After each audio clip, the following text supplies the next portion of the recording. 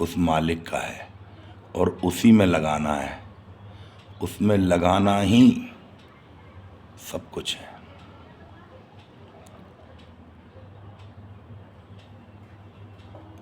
जैसे बोला राजस्थान की तरफ जाओ, पहले महिलाएं एक गगरी सर पर रखती थी, एक हाथ में पकड़ लिया, एक हाथ में कुछ पकड़ लिया, एक हाथ का पल्लो डाल दिया और 2-3 किलोमीटर तक पानी भर के और वह चली जा रही।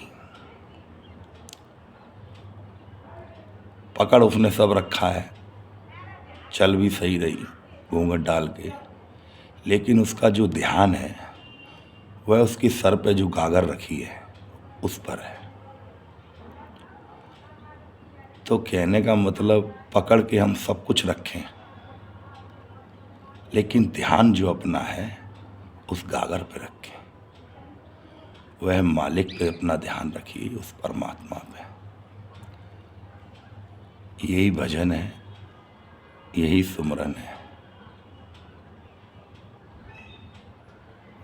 उसका मनन चिंतन,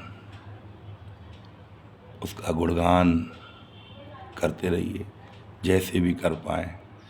ये दुनिया की बातें करने से कुछ भी हम नहीं बदल सकते,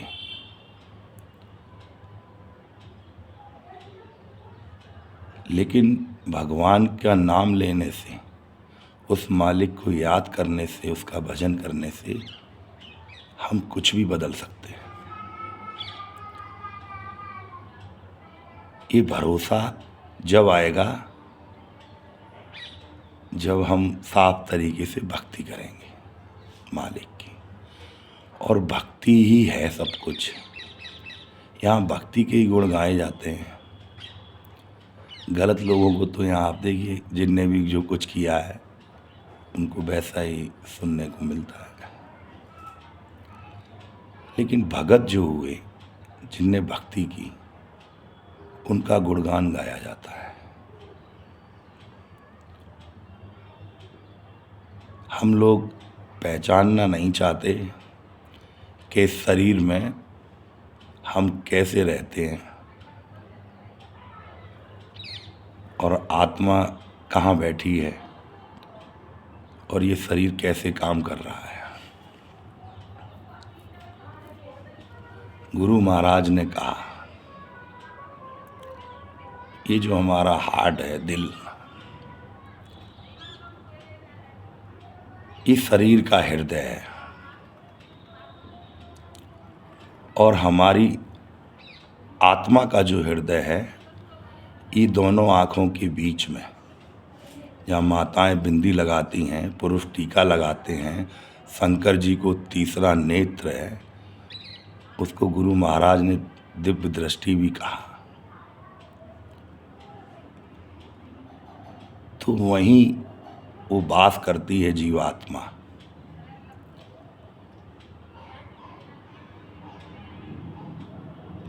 संत जब वहाँ पहुँचे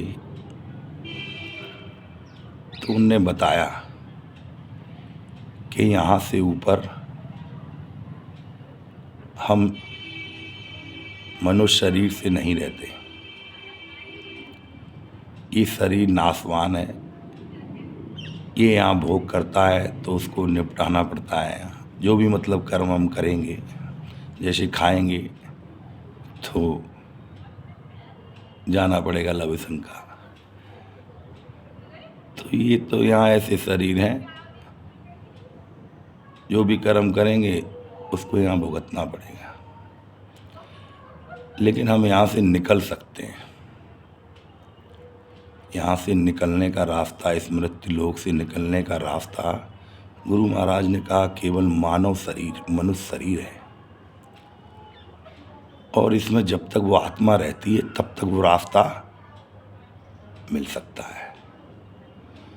तो वह संत महात्मा बताते हैं, पहुँचे हुए जो प्राप्त करते हैं भगवान को, तो हम उनका सत्संग सुने, उनकी वाणी पे चलें,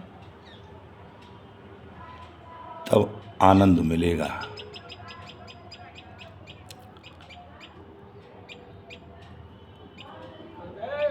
जो भी सांस हमारी निकल रही है वो बेकार में ही निकल रही है। जय गुरुदेव, जय गुरुदेव। हाँ, जय गुरुदेव।